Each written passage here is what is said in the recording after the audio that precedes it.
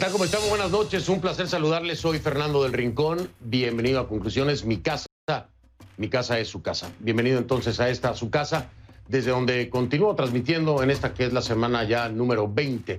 Semana número 20 desde que inicié transmisiones aquí y todavía hay tiempo para seguirlo haciendo porque, bueno, pues entre que si hay vacuna, no hay vacuna, en fin, el COVID sigue allá afuera y sigue contagiando y sigue cobrando vidas. Así que en lo que se pueda colaborar para evitar exponerme, exponer también a los demás, pues lo seguiré haciendo. Cada quien hace lo que piensa, ¿no cree?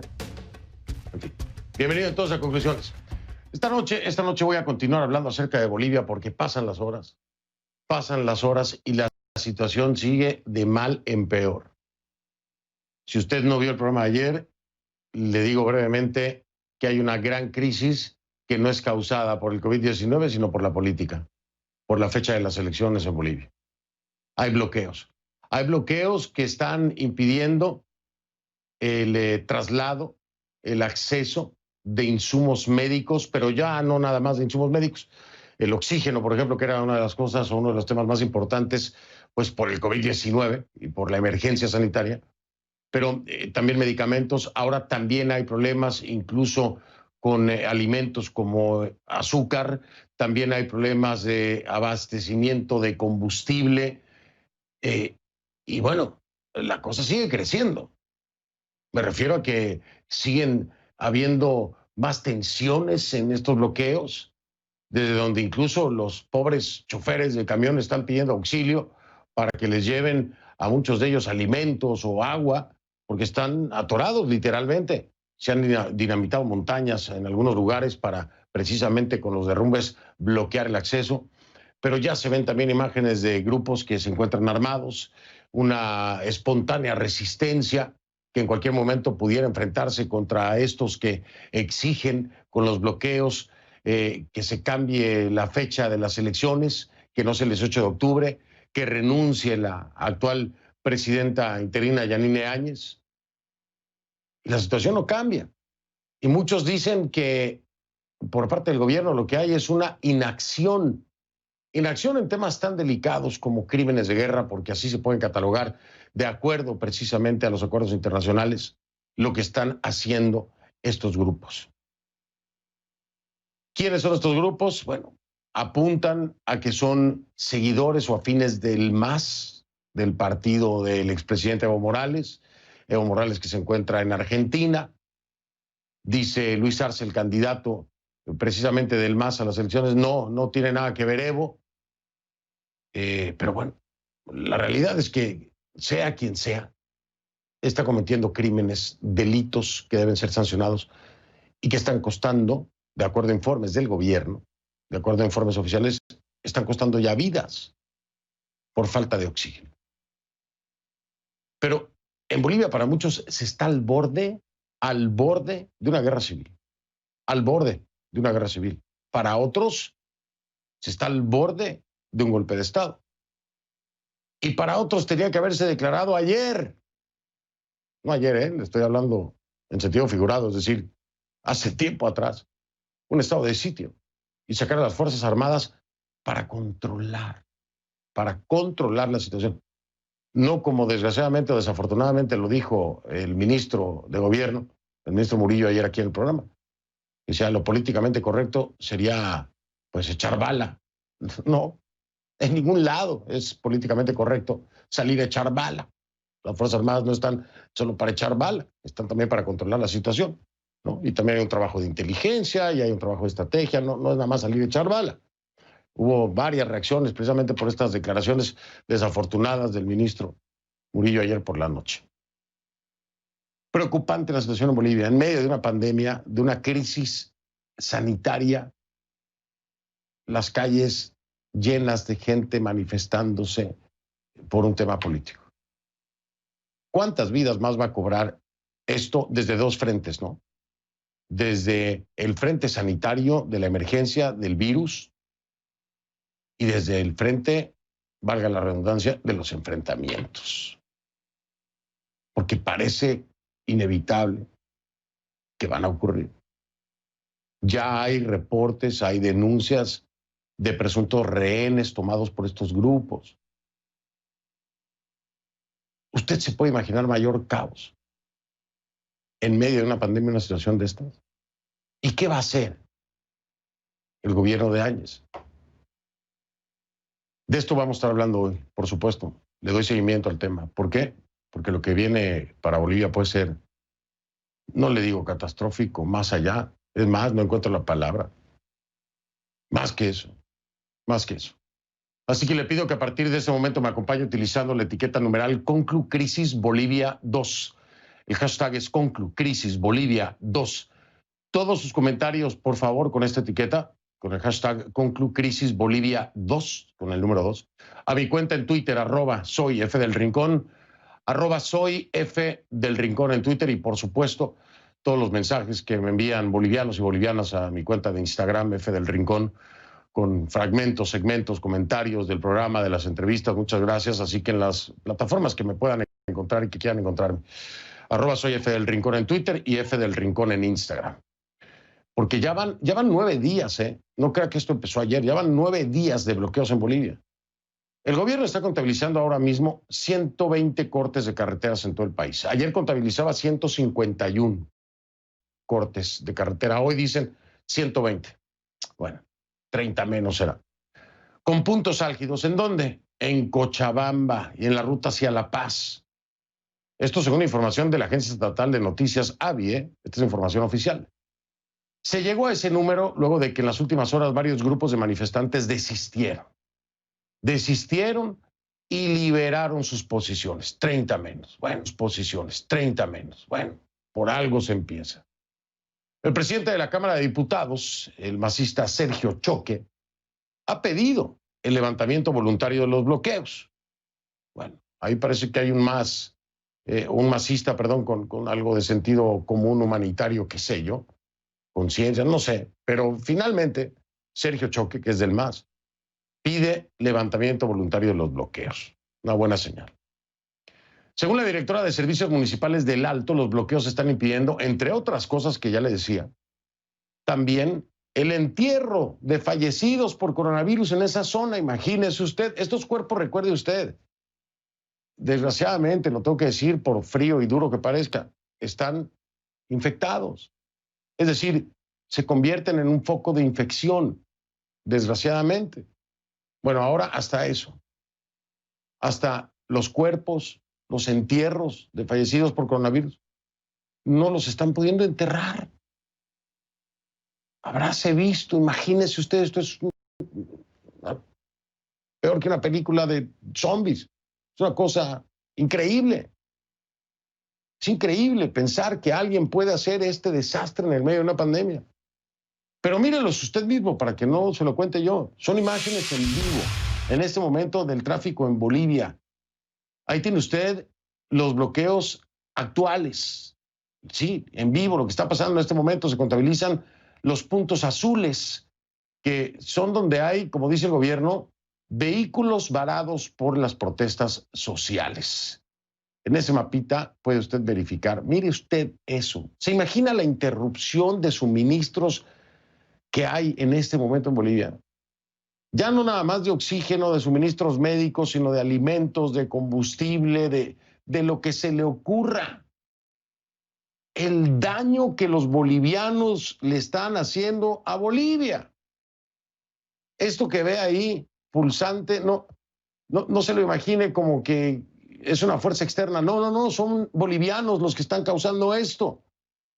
Se están haciendo daño ellos mismos. Se están dando un tiro en el pie porque al final de cuentas ellos, estos que están en los puntos azules bloqueando, van a acabar pagando las consecuencias porque se van a contagiar, van a necesitar oxígeno, van a tener que ir a un hospital. ¿Y qué van a encontrar? Pues van a encontrar el mismo daño que ellos hicieron. Ahora, ¿por qué es esto tan importante? ¿Por qué verlo es tan importante? Pues es para entenderlo, obviamente, ¿no? Es la dimensión de bloqueo que hay en las vías. Ahora mismo el gobierno está movilizando 66 toneladas de oxígeno. En medio de todos esos puntos que ve usted en la pantalla, están tratando de movilizar 66 toneladas de oxígeno en medio de las protestas, de los bloqueos. Y son las Fuerzas Armadas de Bolivia las que están tratando de proteger ese traslado junto a la Cruz Roja Internacional. ¿Hacia dónde van estos tanques de oxígeno, este oxígeno? A las ciudades de La Paz, Cochabamba y Oruro. Se calcula que les tomará 2 días de viaje desde Santa Cruz. 2 días que pueden representar la vida o la muerte de alguien. Según la directora de Servicios Municipales del Alto, los bloqueos están impidiendo el entierro. Ahora ya está viendo usted también los tanques de oxígeno. Ya le decía yo, alimentos. También le digo, combustible. Impresionante. Impresionante lo que está pasando. 66 toneladas de oxígeno que van a tardar 2 días en llegar. Son las Fuerzas Armadas. Les va a tomar 2 días. ¿Será tiempo suficiente? La situación no es nada sencilla. Según el más reciente reporte que refleja lo sucedido durante las últimas 24 horas, Bolivia ya alcanzó los 91.635 casos. Esto sin el repunte que la lógica nos hace pensar que con estas multitudes afuera, pues va a haber un repunte de contagios, sin pensar en eso. En este momento hay 91.635 casos confirmados de COVID-19. Decesos ya son 3.712. Ahora, ¿cómo es que llegaron a esto en Bolivia? Y lo que es más difícil de responder todavía, ¿no? ¿Cómo salir de esto? ¿Cómo salir de esto? Bueno, ¿dónde está la luz al final del túnel? Para la presidenta Yanine Áñez hay 2 opciones. Bueno, eso fue lo que dijo al menos, ¿no? En un tuit, en el que dice que Bolivia tiene 2 caminos. El camino del bloqueo, del luto y del dolor, que según ella les propone el MAS, el partido de Evo Morales, o el camino del diálogo, la salud, la reactivación económica y la generación de empleos, que es la que propone su gobierno. ¿Será así? Nosotros hablamos con el gobierno de Yanine Áñez. Anoche mismo entrevisté al ministro de Gobierno, Arturo Murillo. Me dijo varias cosas, en una entrevista bastante tensa, por cierto. Una de las más impactantes fue cuando aseguró que se está tratando de evitar una guerra civil, ¿no? En Bolivia se está tratando de evitar una guerra civil. Por eso, lo que muchos ven como una inacción, dice él, es un intento por evitar derramamiento de sangre o por evitar muertos, como le decía yo, ya hay. Pero después me dijo algo que ha causado mucha molestia. Por supuesto, no es bien visto por nadie, ni por la comunidad internacional, ni por donde usted lo vea. Pues eso está mal. Esa no debe ser la forma de pensar. ¿De qué le estoy hablando? Escuche lo que me dijo el ministro Murillo. No es solamente salir y meter bala. Eso sería lo correcto, lo políticamente correcto, Fernando. Pero no es lo que debemos hacer en este momento. Lo políticamente correcto, salir y meter bala. O ministro Murillo, es que si a ver, ¿cómo le digo? Si a eso se reduce la capacidad de acción de parte del gobierno de Yanine Áñez, pues con razón no pueden controlar la situación. ¿A qué me refiero? Si en su mente la forma de controlar una situación así es políticamente correcto salir y aventar bala, pues por eso las cosas están como están. ¿No, presidenta Áñez? ¿O qué piensa usted? Por cierto, la sigo esperando a que me responda para la entrevista, ¿eh? Hay tantas cosas que le quiero preguntar. Como por ejemplo, ¿usted no retiraría su candidatura para beneficiar a todos los bolivianos y evitar todo esto que está pasando? Porque están pidiendo su renuncia como presidenta. ¿No? Usted no, digo, por el bien de los bolivianos, ¿no? En un acto de entrega a la patria, ¿no retiraría su candidatura? Esa es la primera pregunta que le tengo. Ahí se la adelanto para que la piense y pues aquí le espero en la entrevista. Pero si se reduce, quiero volver al tema, si se reduce la capacidad de pensamiento de una acción para controlar protestas a que políticamente correcto salga y eche bala, pues estamos perdidos, estamos completamente perdidos. Porque para eso hay inteligencia, hay estrategia, hay un montón de eslabones antes de llegar a salir y echar bala. No es políticamente correcto. Presidente Murillo, le digo, ministro Murillo, se lo digo. No es políticamente correcto. En ningún lado. Salir y echar bala, no. En ningún lado. Obviamente este comentario, bueno, pues le dio pie a la oposición. ¿Quién fue el primero en reaccionar con esto que me dice el ministro Murillo ayer en la noche? Pues Evo Morales, ¿quién más? ¿No? Obviamente, no iba a perder la oportunidad. Lo hace desde Argentina. Volvió a tuitear que esto sirve para que todos vean quiénes son los desaforados, los violentos, los que están armados. Pues sí. Ahí está. El ministro de Gobierno de facto de Bolivia, Arturo Murillo, declara a CNN lo políticamente correcto sería meter bala. Pues sí, se la dejó en charola de plata, ministro Murillo. Y pues yo se lo digo también con toda honestidad, ¿no? No es lo políticamente correcto. Ahora, señor Morales, no sé si está viendo el programa, si le pasan el reporte o le pasan el dato, ¿no? Pero cualquiera de las situaciones que se den, que lo vea, que le pasen el informe o que le pasen el chisme, ¿por qué no tuitea abiertamente un llamado a que sus seguidores terminen con los bloqueos? A ver si es tan pacífico usted, Morales, ¿no? Si usted es tan pacífico, ¿por qué no le manda un tuit a sus seguidores diciéndoles, por favor, paren los bloqueos ya? Porque están poniendo en riesgo de muerte a decenas de personas. Lo reto, Morales. Lo reto para ver qué tan pacífico. Demuéstrenos lo pacífico que es usted, señor Morales. Demuéstrenos lo pacífico que es. Mande un tuit pidiéndole a sus seguidores que paren los bloqueos. Ya. Ahora mismo. ¿Qué tan pacifista es usted? ¿Lo haría? ¿Lo hará? Sorpréndame. Sorpréndame. Mande el tuit. Así me muerdo la lengua aquí en este programa. Con todo gusto. ¿No? Demuestra entonces que en efecto son pacifistas. Y usted es el primero. Y pida abiertamente a sus seguidores que terminen los bloqueos. Hágalo. Hágalo. En un rasgo de transparencia y patriotismo. Pero alguien tiene que hacer algo, ¿no? Hay muchos actores aquí. Voy a hablar con otro de ellos. Voy a regresar con un protagonista. Estoy hablando de Carlos Mesa. Carlos Mesa es expresidente, pero ahora, lo más importante, es actual candidato a la presidencia de Bolivia. Me acompaña en vivo desde La Paz. Voy a hablar con él.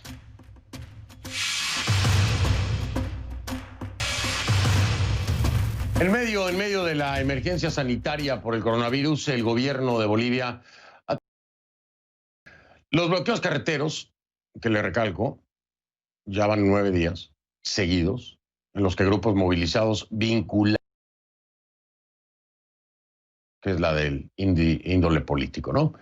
Los bloqueos carreteros, que le recalco, ya van 9 días seguidos, en los que grupos movilizados vinculados al expresidente Evo Morales y a su partido, el Movimiento al Socialismo, el MAS, han paralizado al país, han puesto en riesgo la vida de seres humanos. ¿Por qué? Pues impiden el paso vehicular en más de 120 puntos carreteros y el paso de alimentos, de insumos médicos, de oxígeno, de combustibles, en fin. El reclamo inicial rechazaba el cambio de fecha de las elecciones. O sea, era lo primero que ellos denunciaban y estaban en contra del cambio para el 18 de octubre en las elecciones presidenciales. ¿Pero qué pasó? Esto fue una decisión del Tribunal Supremo Electoral. Esto evoluciona. ¿Y qué piden ahora? Piden la renuncia de Yanine Áñez como presidenta interina. Ya evoluciona. La tensión, por supuesto, escala a cada minuto. Y parece que está fuera de control, ya que cada vez son más los grupos, algunos armados, como le dije, que se están uniendo a estas movilizaciones. El MAS y otros grupos políticos han pedido el cese de los bloqueos. ¿Sí? Desde algún frente del MAS se ha pedido el cese de los bloqueos, por supuesto, y otros grupos políticos también. Pero pues parece que no les hicieron caso, ¿no? Así que todo está en veremos. Pero mientras el gobierno de Áñez opta por el diálogo, un diálogo que no se ha dado, que ha sido infructuoso, ha sido un fracaso, hay otros que se dicen dispuestos a encarar a los movilizados. Y ahí es donde está la situación más grave. Están evitando enfrentamientos, pero parece que los enfrentamientos se van a dar, ¿no? El resultado podría ser dar paso ¿a qué? ¿A un enfrentamiento civil? Sí, lo tienen claro las autoridades, ¿eh? Pero mire usted este reporte K de nuestra Kay Guerrero con más detalles.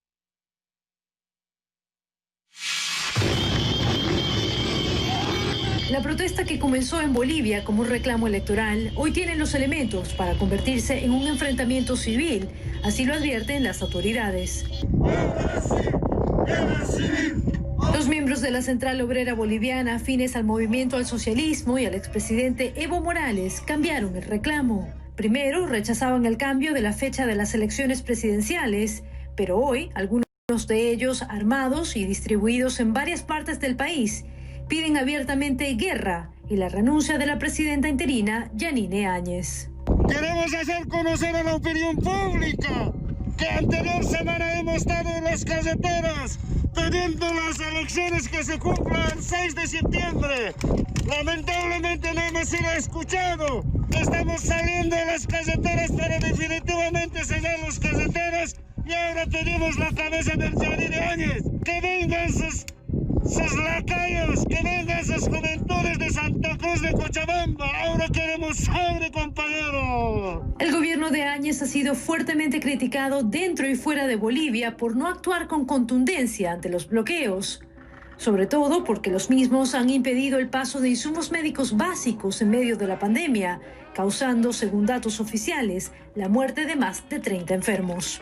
El ministro de Gobierno Arturo Murillo asegura que esa cautela tiene un propósito: evitar una guerra civil. Nosotros estamos tratando de evitar una guerra civil en este país. Tenemos las horas contadas para ello. Estamos tratando de salvar vidas por un lado y de que no muera más gente en una mayor confrontación por el otro. Sabemos que hay gente armada, lo hemos denunciado 20,000 veces que hay gente armada, pero estamos tratando de bajar la conflictividad, Fernando. Es muy difícil.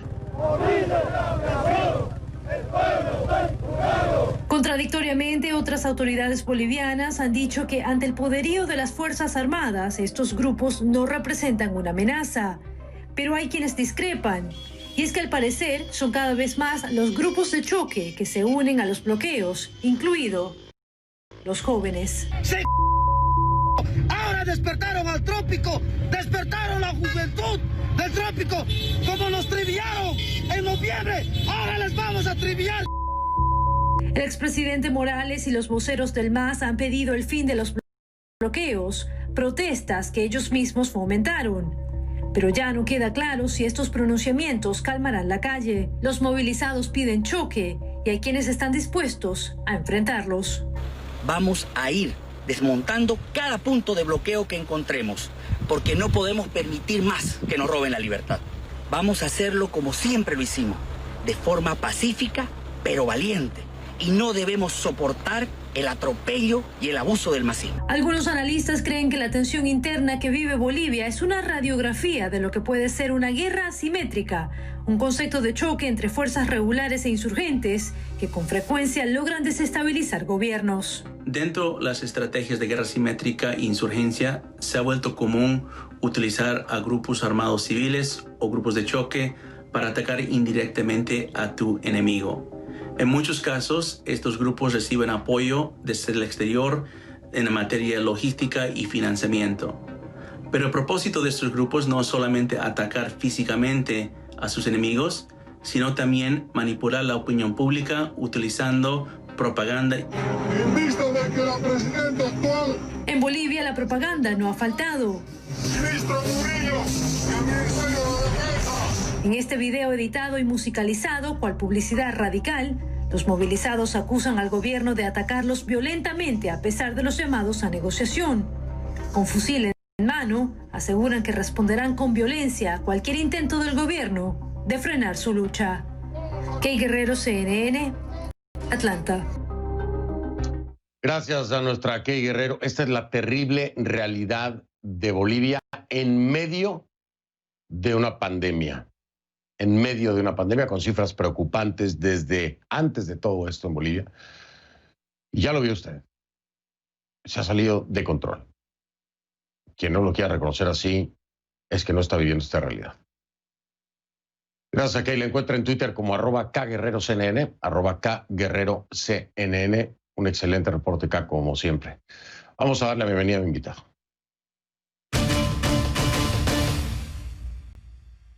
Él es Carlos Mesa, expresidente y actual candidato a la presidencia de Bolivia. Me acompaña en vivo desde La Paz. ¿Cómo está, señor Mesa? Buenas noches. Buenas noches, Fernando. Muchas gracias por la invitación. Al contrario, gracias a usted por acompañarme.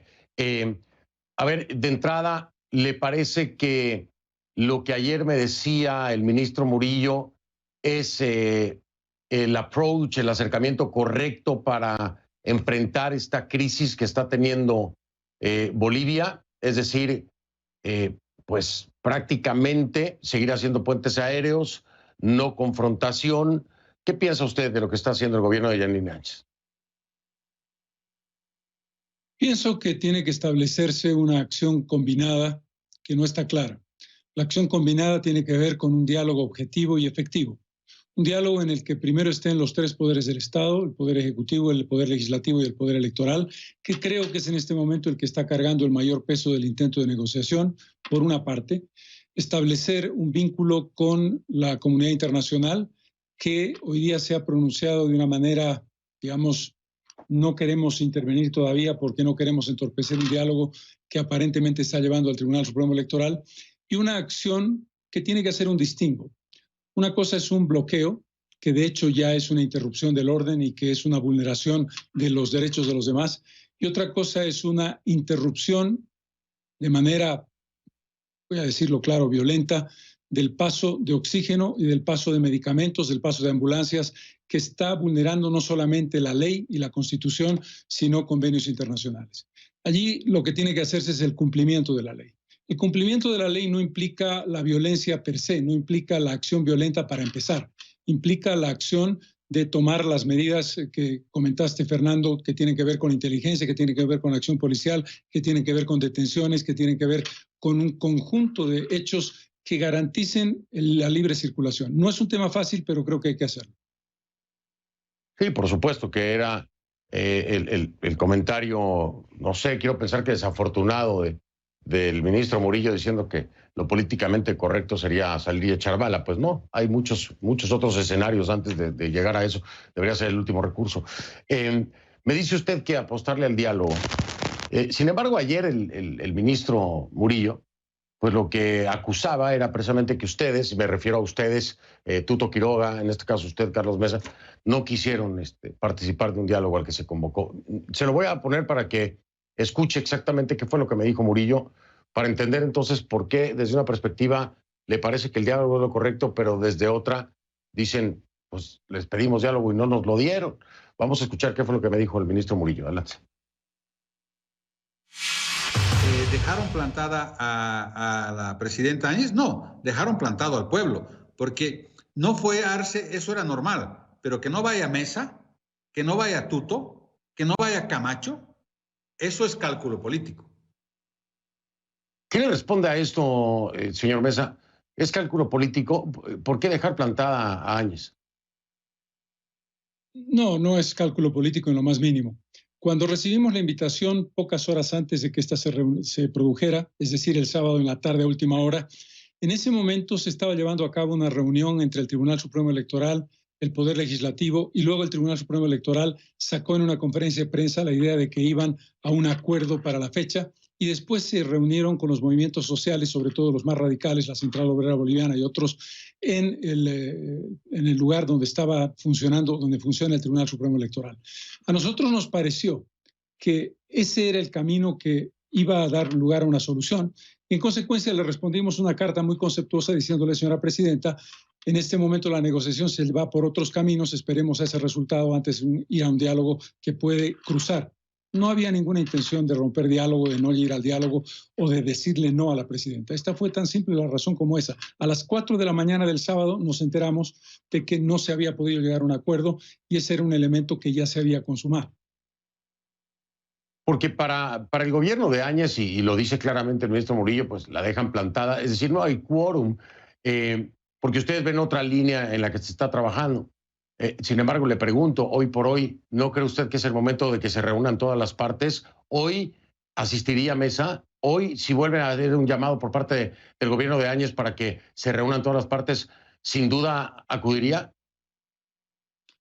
Definitivamente sí. De hecho, Fernando, el día de ayer en la tarde, recibimos una llamada de consulta de la Conferencia Episcopalidad de reunirnos como parte de la representación política relevante, creo que lo somos, y en ese contexto nuestra respuesta fue categóricamente sí. En el curso de hoy eso no se ha producido. No se ha producido esa convocatoria porque entiendo que se están tratando de encontrar otros mecanismos y nosotros los respetamos. Pero la respuesta categórica es definitivamente sí, claro que sí. Bueno, ahí está el mensaje directamente para la presidenta Yanine Áñez de Carlos Mesa. Si usted decide, hoy al menos, si usted decide volver a convocar un diálogo, el expresidente y candidato Carlos Mesa va. Ahí está, ministro Murillo también, ahí está, para solucionar este tema, ¿no? Porque lo importante ahora es Bolivia, no las campañas políticas, creo yo. Y hablando de eso, le voy a hacer una pregunta, pero me voy a pausa y escucho su respuesta después. Señor Mesa, hay quienes apuntan a que esto prácticamente se ha generado por la candidatura de Yanine Áñez, actual presidenta interina, a la presidencia. Esta es una coyuntura que ha propiciado todo esto que estamos viendo el día de hoy. Lo ven como el origen, vamos a decirlo así, de todo este desastre a nivel político que está pues ya cobrando vidas por un tema de bloqueos y demás, y que puede ponerse más grave. ¿Usted cree que si Yanine Áñez renunciara hoy a su candidatura, las cosas mejorarían en el país? ¿Se podría desactivar este colapso social que se está dando por parte de los grupos afines al MAS? ¿Usted qué piensa? ¿Que sería una de las llaves para solucionar esto? Lo escucho después de la pausa, si me lo permite. Es Carlos Mesa, expresidente y actual candidato a la presidencia de Bolivia. De regreso ya con Carlos Mesa, expresidente y actual candidato a la presidencia de Bolivia, en vivo desde La Paz. Y le preguntaba antes de ir a la pausa, señor Mesa, que muchos se vinculan esta inestabilidad política, esta situación, como todo vinculado al origen de la candidatura de Yanine Áñez, ¿no?, a la presidencia. ¿Usted cree que, primero, que Yanine Áñez debería renunciar a la candidatura? Y segundo, si la renuncia de Yanine Áñez a la candidatura podría traer algo de calma o de paz a la situación actual. Permíteme, Fernando, hacer una brevísima referencia a un tema que es imprescindible. La responsabilidad de base de esta crisis política tiene un nombre y apellido: Evo Morales y el gigantesco fraude que hizo contra el pueblo boliviano. Y eso es algo que ha generado el gobierno de transición y los problemas ulteriores. Segundo, lo has mencionado tú en el comienzo del programa y lo menciono yo. Yo quiero escuchar al expresidente Morales y al candidato Luis Arce Catacora decir a viva voz, directamente, vía tweet, incluso mediante un mensaje grabado: levanten los bloqueos. Esto es un elemento clave. Voy ahora a la respuesta específica a tu pregunta. Yo creo que el error de fondo, el problema básico que se ha generado en el país ahora, después, cuando ya hubo un gobierno de transición, es la decisión completamente equivocada de la presidenta de ser candidata a la presidencia y a la vez presidenta del país. En un momento en el que tú estás en una transición política, tu obligación fundamental es ser árbitro y ser el administrador creíble y prestigioso de un proceso de transición.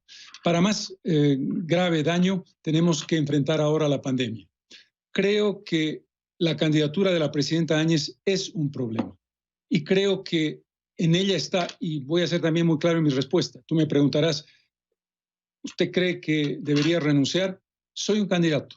Estoy compitiendo con la señora Áñez y si yo digo debe renunciar, diré claramente, lo que pasa es que él está pidiendo su renuncia porque él tiene interés en quedarse con sus votos. Quiero dejar de lado completamente el tema electoral y dejar en conciencia de la presidenta, ella sabrá si su decisión tiene una consecuencia positiva o negativa. Lo que sí te digo es que si ella renuncia a su candidatura, tendría que establecer un paquete de acción que muestre que vuelve a ser el árbitro creíble, que vuelve a ser la persona que puede convocar a todos, porque primero está la gente. Primero está la gente enfrentando el coronavirus, enfrentando los bloqueos, enfrentando la irracionalidad del masismo. En ese contexto, no tengo la menor duda de que la candidatura de la presidenta es un grave problema para la estabilidad del país. Señor Mesa, usted está viendo el escenario, porque no hay otra palabra, ¿no?, de Bolivia en el colapso total, en tema sanitario, en tema económico, en tema social. El país está colapsado completamente. Aún así, le gustaría ser presidente de Bolivia. ¿Y qué sería lo primero que haría? Porque le va a tocar un país quebrado, le va a tocar un país con problemas sanitarios por la falta de atención durante el gobierno de Morales, pero ahora además con una pandemia encima, y con grupos armados, ¿no? Hay una cantidad de milicias ahí, de grupos armados que están completamente al margen de la ley. ¿Qué haría? ¿Qué haría para enderezar el país? ¿En cuánto tiempo piensa poder hacerlo? El país, Fernando, no solamente está colapsado, está agotado, está cansado, está harto. Está harto de no encontrar soluciones. Está harto de fraude y corrupción, protagonizada por Evo Morales y 14 años de masismo. Está harto de la incapacidad e ineficacia del actual gobierno, que no ha podido cambiar las cosas porque con un ojo mira la candidatura y con otro ojo mira el gobierno. Tú lo has dicho, es correcto. ¿Qué es lo que hay que hacer? Primero, establecer una respuesta inmediata al tema de salud. El tema de salud es fundamental y tenemos que hacer una inversión clave allí. Segundo, establecer un mecanismo de inyección de liquidez económica en un momento en que hay un colapso de la demanda y un colapso de la oferta, lo que implica por lo menos una inversión, un gasto de alrededor de un 15% del Producto Interno Bruto sobre un Producto Interno Bruto de 45.000 millones de dólares, 6 a 7.000 millones de dólares que hay que inyectar inmediatamente sobre la base del financiamiento internacional multilateral, que no tiene que ver con condiciones del Fondo Monetario Internacional o ajuste de cinturones, sino tiene que ver con la capacidad que tú tengas de hacer una negociación sobre el único elemento y el único indicador positivo que tiene Bolivia, que es un margen razonable de endeudamiento. Pero lo más importante, Fernando, cuando digo primero la gente, el gran drama de Evo Morales, el gran fraude de Evo Morales, es que Morales no se convirtió en el articulador, no fue el Mandela que quiso y debió ser, o que no quiso, para decirlo mejor, y debió ser. Y lo que tenemos que hacer entender a todo el país es que no somos dos países, que no somos dos países ni geográfica, ni étnica, ni culturalmente. Somos una pluralidad, una plurinacionalidad que puede encontrar espacios de convergencia. Hay heridas muy profundas porque el MAS vendió el producto de que los indígenas iban a ser discriminados si Evo Morales acaba de ser presidente, y eso no puede, no debe, no va a ser verdad. Nosotros queremos construir algo muy importante, la construcción de una mayoría parlamentaria con una alianza de del verdadero espacio democrático de la política boliviana, que lo hay, si nosotros no consiguiéramos la mayoría absoluta en una votación. Y, en segundo lugar, la construcción de un acuerdo nacional para la definición de 2 o 3 políticas de Estado, de educación, de salud y de economía. Y, sobre todo, la garantía de que todas y todos los bolivianos somos iguales. Este es un elemento clave. Hay que hacer comprender que el lenguaje de la confrontación es un lenguaje absurdo, es un lenguaje contraproducente. Es posible construir un lenguaje de diálogo y un lenguaje de unidad. Y hacer entender eso es decir, el tema didáctico para poder hacer llegar ese mensaje a estos grupos es el reto más grande, señor Mesa. Es el reto más grande. Hay gente hoy por hoy que cree que el coronavirus es un invento por parte del gobierno de la presidenta interina Áñez. Imagínese usted cómo poder pensar en un plan didáctico que haga entender a estas personas que no hay un tema de discriminación necesario si desaparece Evo Morales de la escena. Es difícil, entiendo su planteamiento, pero es muy complejo. Tengo que marcar pausa. Quiero regresar con usted. A ver, están pidiendo ya desde el Comité Pro Santa Cruz, desde la presidencia del Comité Pro Santa Cruz, están pidiendo la renuncia de Salvador Romero del Tribunal Supremo Electoral. Yo quiero tocar 2 puntos más después de la pausa con usted. Uno, ¿qué le parece el trabajo que se ha hecho hasta ahora por parte del Tribunal Supremo Electoral, de Salvador Romero particularmente? Y 2, si está de acuerdo en que sea el 18 de octubre la elección o que se adelante la misma. Si para usted da igual o hay algún tema importante con la fecha. Se lo pregunto a Carlos Mesa en este momento. Escucho su respuesta después de la pausa. Es expresidente y actual candidato a la presidencia de Bolivia. Ya vengo. De regreso con Carlos Mesa en este último segmento, expresidente y actual candidato a la presidencia de Bolivia. Salvador Romero, Tribunal Supremo Electoral, ¿cómo ha funcionado para usted hasta el día de hoy? ¿Y estaría de acuerdo en lo que pide el presidente del Comité Pro Santa Cruz, la renuncia de Salvador Romero, o no? ¿O le parece que se ha actuado bien y que han hecho un buen trabajo? Salvador Romero, Fernando, es una prenda de garantía fundamental e imprescindible para el proceso electoral, por su transparencia, su honestidad y su gran capacidad técnica. Tiene enfrente la tormenta perfecta y a pesar de tener la tormenta perfecta enfrente, está pasando el temporal adecuadamente. Lo que está haciendo Salvador Romero es, primero, colocar algo muy importante que no se había colocado en el pasado. Se trata de un poder independiente del Estado, un órgano independiente del Estado, como marca la Constitución política. Segundo, la definición de una fecha razonable de acuerdo a los consejos de expertos científicos que han dicho no se podía hacer el 6 de septiembre, se hace el 18 de octubre. Sobre ese tema es obvio que los activistas radicalizados están utilizando la excusa de la fecha para ir más lejos, como tú mismo lo has descrito. Pensar que aquí hay una discusión sobre la fecha es simplemente distorsionar la realidad. El proceso electoral tiene que llevarse a cabo el 18 de octubre con la prudencia del caso, con la administración adecuada de condiciones de salud, pero es fundamental porque la salud depende de esa elección. La salud depende de tener un gobierno electo por 5 años con un mandato claro, con la legitimidad del voto y con la capacidad de hacer políticas de mediano y largo plazo. En ese contexto creo que es obvio que el Tribunal Supremo Electoral, en el caso de ser descabezado, entraríamos en una espiral aún peor de la crisis que estamos enfrentando, lo cual sería, digamos, echarle leña al fuego, lo cual no tiene sentido. Bien, ya me respondió lo de la fecha también. Y finalmente, le pregunto lo de Salvador Romero, no nada más por lo que ha dicho el presidente del Comité Pro Santa Cruz, que está pidiendo su renuncia, sino porque ha sido muy criticado por el tema de la personería jurídica del MAS, con este tema de las encuestas que se dieron por parte de su candidato Luis Arce. Y se ha lavado las manos del Tribunal Supremo y dice, la Corte que decida, nosotros no tenemos que ver con eso, no nos parece, ¿no?, que debiera ser así. ¿Usted está de acuerdo con esta postura? Yo creo que el Tribunal Supremo Electoral tiene que pronunciarse sobre el tema sin ninguna duda. Pero lo que ocurre es que el MAS ha presentado un recurso de inconstitucionalidad ante el Tribunal Constitucional que tiene que ser resuelto por el Tribunal Constitucional.